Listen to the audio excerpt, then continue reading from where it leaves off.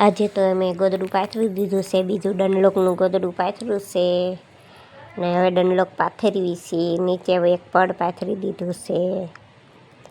પડ અમે જો આ રીતનું નીચે પડ એક પાથરી દીધું ગુલાબી કલરનું, પછી એની ઉપર એક સાડી પાથરી હતી અને ઉપર ડનલોક પાથરી દીધું છે. અને ફરતા ફરતા ઈટડા પણ મેકવા પડે છે. આ રીતના ઈટડા ગોઠવી દેવાના છે અને ડનલોક જ્યાં પણ બાકી રહી ગયું હોય ત્યાં કણે આવી રીતના તોડીને ગોઠવી દેવાનું છે. ડનલોકના ગોદડા કરવા હોય તો ડનલોકનો ડાયરેક્ટ ફોલ આવે છે, એનો ફોલ ડાયરેક્ટ પાથરી દેવાનો હોય. પછી અમુક જગ્યાએ જગ્યા પણ રહેશે બાકી. હવે અમારું ડનલોક બધું પથરાઈ ગયું છે. ઉપરની એક બીજી સાડી પાથરી દેવાની છે. તમે આ સાડી વધારાની એક ઉપર ના પાથરો તોય હાલે, અને આ મેં પણ એક વધારાની સાડી પાથરી દેવી છે. આખી સાડી પાથરી દીધી છે. પછી આ રીતના શેડો ખૂણે ગોઠવીને ઉપર ઈટડા ગોઠવી દઈશું આપણે. ને પછી સાડી લાંબી જ હોય એટલે લાંબી સાડીને ફરીને વાળીને આ રીતની પાથરી દેવાની છે. અને નો પાથરો તોય ચાલે, એક ખાલી ઉપરનું પડ જ પાથરી તોય ચાલે, પણ અમુકને સાડી ઉપર મૂકવી હોય તો અમે મૂકી દઈએ છીએ. વધારાની ડિજિટલ પ્રિન્ટની સાડી છે.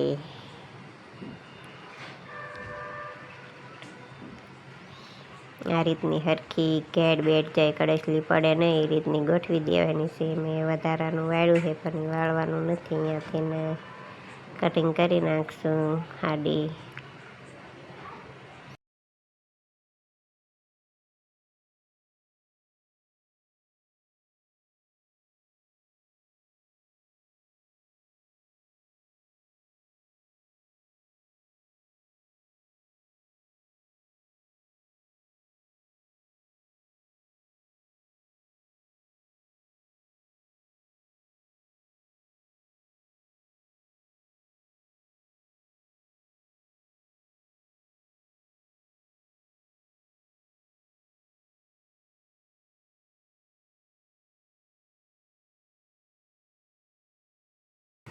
અને ત્યાં ખાલી જગ્યા રહી ગઈ છે ત્યાં શેડા પાથરી દેવાના છે.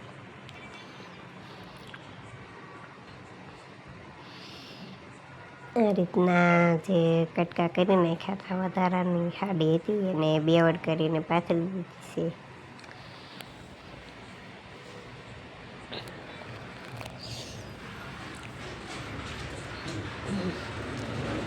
વધારાની સાડી પણ આપણે બધી ઉપયોગમાં લઈ લીધી છે, ક્યાંય પણ ખાલી જગ્યા રાખી નથી.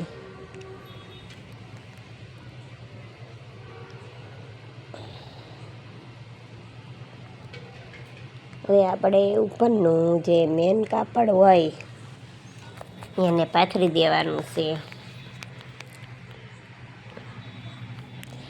મેન કાપડને આપણે ગુલાબી કલરની બોર્ડર ચડાવી દીધી છે. ડાયરેક્ટ બોર્ડરવાળું જ ગોદડું કરવાનું છે. એટલે આ રીતની જે બીજી સાડી હતી એને સિલાઈ મારીને બોર્ડર ચડાવી દીધી છે. બોર્ડર ચડાવી દીધી છે અને એને આપણે પાથરી દેવાનું છે. ઉપર નીચે જે પડ પાથર્યું હતું એ જ માયલું પડ ઉપર આપણે પાથરી દીધું છે.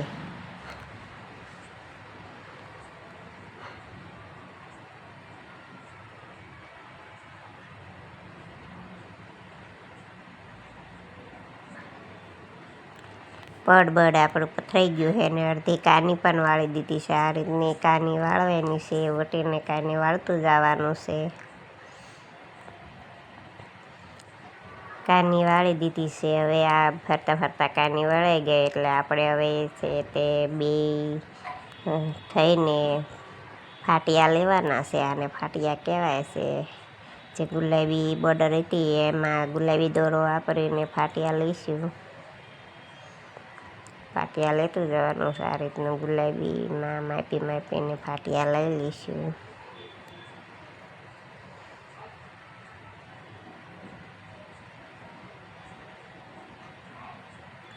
અને ઈટું આગી ગોઠવતું જવાનું છે એટલે આપણને ગોદડું બધું દબાઈને રહે. ઊંચું બહુ થઈ જાય નહીં તો અંદર ડનલોક છે એ ભેગું ન થઈ જાય એ માટે.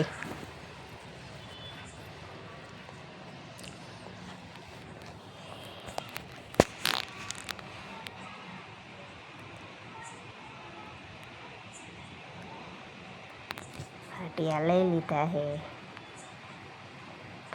ફાટિયા લેવામાં થોડીક વાર તો લાગશે જ.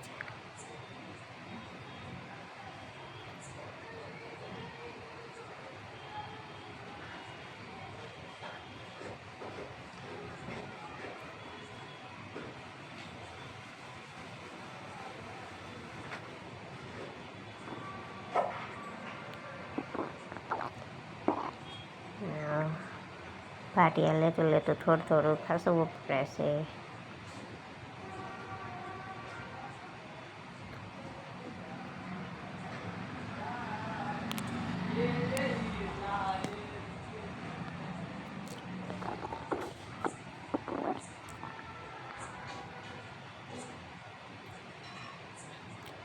પછી હું ઊભી થઉં છું. હવે ફાટિયા લઈને થાકી જાય એટલે એકાદ આટો મારી આવવાનો.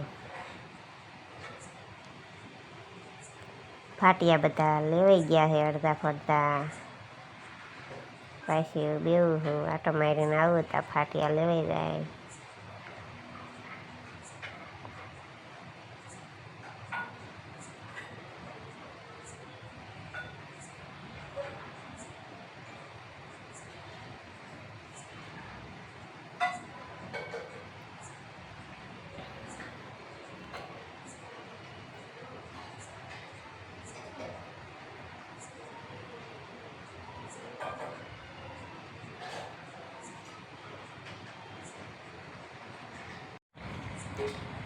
ફાટિયા આપણા પૂરા થઈ જવા આવ્યા છે. હવે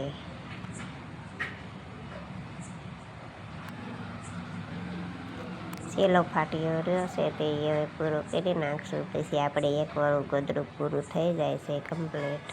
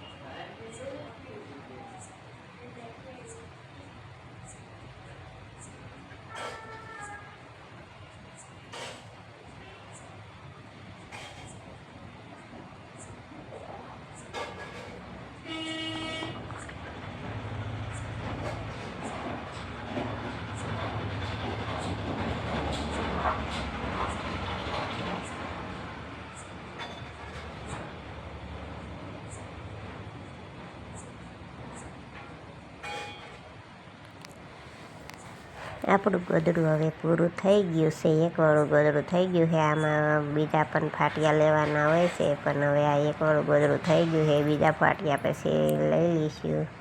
અત્યારે તો આ ગોદડું પૂરું કરી નાખ્યું છે. ગોદડું પૂરું કરીને બીજીવાળા ફાટિયા લેવાના હોય તો આ રીતનું ઊંધું કરી નાખવાનું. ઊંધું કરીને ફરીને ફાટિયા લઈ લેવાના.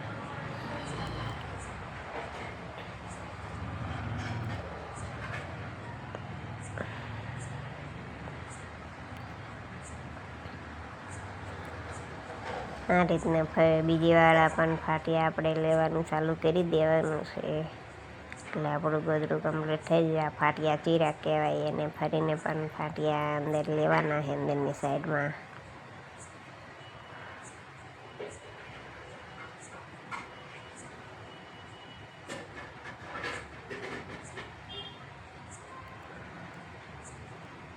આપણું ગોદડું કમ્પ્લીટ થઈ ગયું છે. હવે ફાટિયા